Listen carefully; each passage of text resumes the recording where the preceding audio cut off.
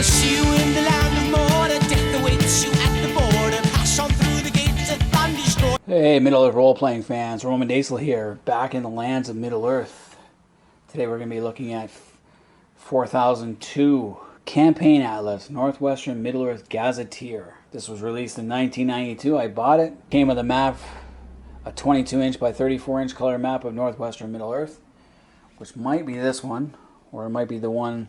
I don't know, I've had so many of these maps and I've lost a few over the years. So this book was pretty cool. I think I bought this 92, so that would be, I might have bought this in Fandom 2 in Ottawa back in the day. If not that, then definitely Imperial Hobbies. Either one, because Endless Adventure was gone by then, by 92. That's the problem with most hobby stores, they don't last long.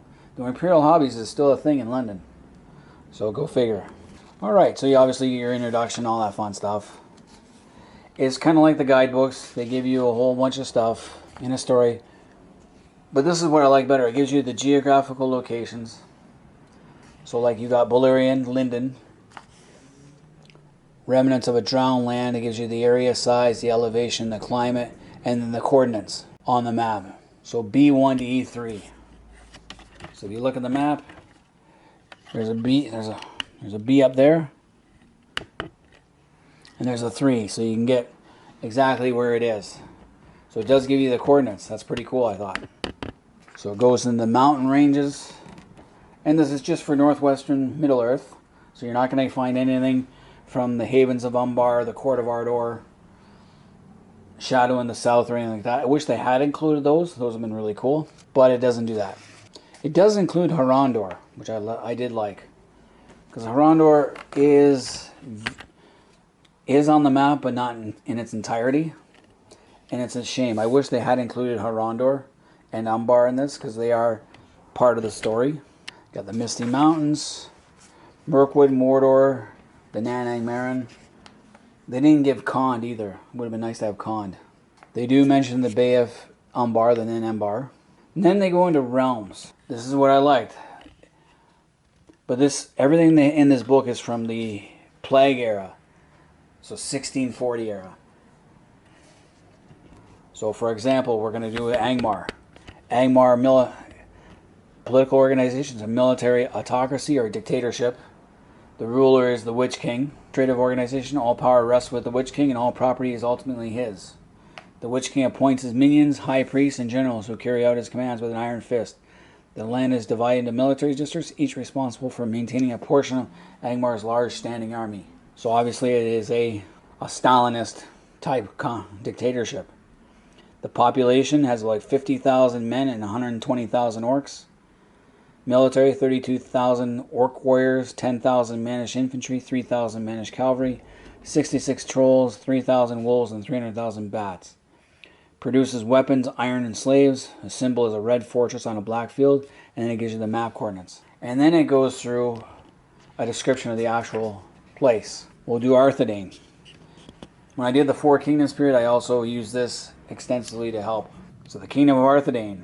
Empire to TA2, then a kingdom thereafter. The ruler is Argelid II. Hereditary monarchy. Population is 50,000 Dunedain, not including the Shire and Breland.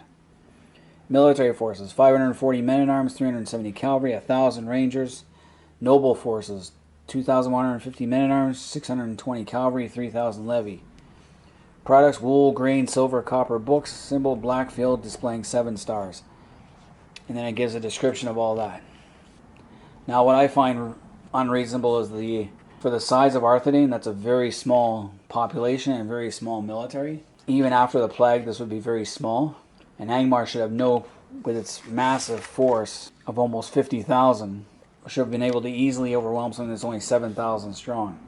So I thought the military tables were not very good. Not realistic, the population tables, even after a plague. But of course they have Breland as well. Cardolan and its principalities. So it gives a listing of each main area. So you got Dunland. Like there's 150,000 Dunlandings. They would have been able to overwhelm the Dunedain. With numbers. Fangorn, Forochel, Gondor. Gondor breaks down the diversity There's only less than 500,000 Dunedain, and then it goes through the various provinces. And does mention Harondor and Harlithian as well as it. So I did like this book because it gave more details into certain areas for politics. Even gave Lindon, which I thought was cool. Lindon was not really mentioned that much in any other books. Mordor, the Wozes of Minhirith, Rudar. So Rudar, I could get an idea how many warriors and mercenaries they had, because it wasn't something that was talked about a lot.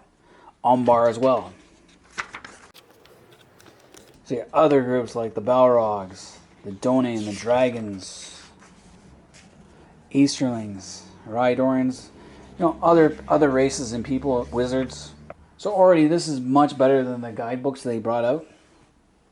Then it gives you the sites of civilization. So if they mention in any of the campaign modules or adventure modules up to that point, then they would also mention in this book the sites. So you have Luglaron, Amundin, Amansul, Aruminor, which is found in Doran and Unreal, Andreth, which is in Cardolan, Isengard, Agrenost.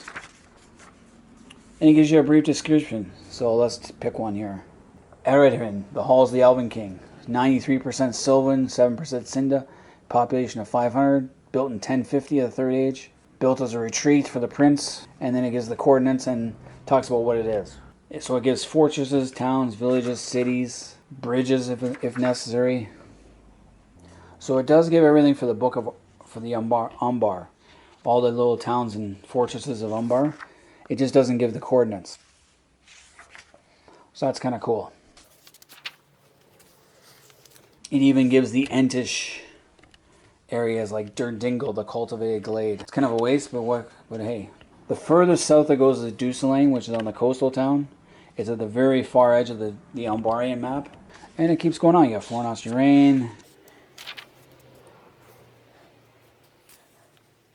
Cas Marzuk, which is in... So these are all from the Pirates of Pelargir scenario set, adventure book. It gives a couple of maps like of Linhur. I've actually used these maps, photocopied them, brought them out, and then had sieges. So for Linhur, for example, you'd have an enemy navy or an enemy army come to the Gilrain Bridge. At the time of Lord of the Rings, there was only a ford. The ford's above Linhur, where Angbor the Fearless was fighting against the forces of Herod and Umbar, and the corsairs of the fords above Linhur. Well, they got a bridge here, so that bridge must not have been there by the time of Lord of the Ring. It must have fallen in disrepair, which is kind of strange. So it's one of the liberties I.C.E took. They built some stuff that wasn't supposed to be there, but you could easily have a battle there, a siege, where they try and force their way in. And I have all sorts of pencil marks and stuff. But it's definitely cool. It doesn't give every little town and village, but pretty close. If it's mentioned, it was there. Tharbad's there, yep. Towers of the Teeth, Valmog. Then it goes into natural features. So like rivers, streams, lakes, plains, forests. So that is kind of awesome, I thought. I loved it. Loved how they went into such detail and gave every little thing. But it's not something that you would normally use in an actual campaign module. It was just something that you could read on your own and get ideas for. Trade routes, something in miles, like the Grey Havens to Hobbiton is 180 miles. It's kind of far. When you think about Lord of the Rings, it sounded like the hobbits went there and back in like 3 days or something. It took 3 days to get there and 3 days to get back. When they went and saw Frodo and Gandalf and Bilbo off. But it does give you an idea of how long it would take. Then the appendices, it gives a brief history of Western Middle-earth. No need to go in here. Plague, talks about the plague and its effects, which is a necessity. Because we're dealing with, that's the timeline we deal with mostly. Geology, politics, conflict and warfare, religion, technology, trade, Gondorian hegemony, the Gondorian hegemony, so it gives a time. Gondorian royal family in 1640, the Dan Quentis, guide to place names, maps. So these are pretty good maps, pretty cool. I know I'm saying cool a lot, but can you do? So you got the first one there, the geographic areas. So Eriador, Gondor, Mordor, Rovanian, Middle-earth realms. You can see what it looked like in 1640.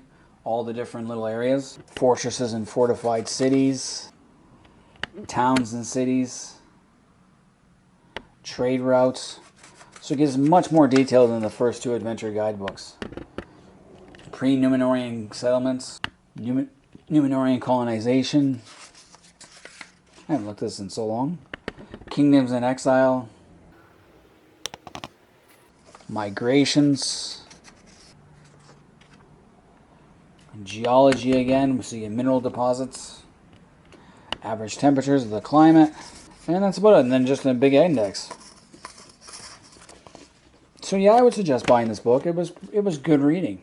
I enjoyed reading it. I enjoyed using it. Using the military tables that they gave to get in order to get the numbers involved. Now, do I agree with the numbers given? No. And later books would refute that when they do the third edition books in the mid-90s. But to use with the 80s books, this was great. And on the cover, they got the Gorgoroth map. And they've extended it to include the Sea Lords of Gondor map. But anyway, any Middle-earth role-playing guys out there, let me know if you guys have this book, what you guys thought of it, were you able to use it. Leave comments below, hit the like button, and for those who are new, subscribe. Until next time, I'm Roman Daysel, I'm out of here. I'll see you in the land of Mordor. Death awaits you at the border. Pass on through the gates of fun, destroy the ring of power and wonder.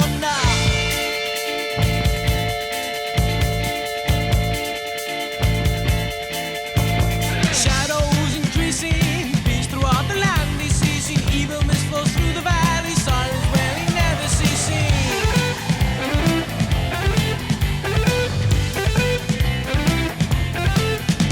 From out this barren empty land, nations formed from brick and sand. Now is almost as before.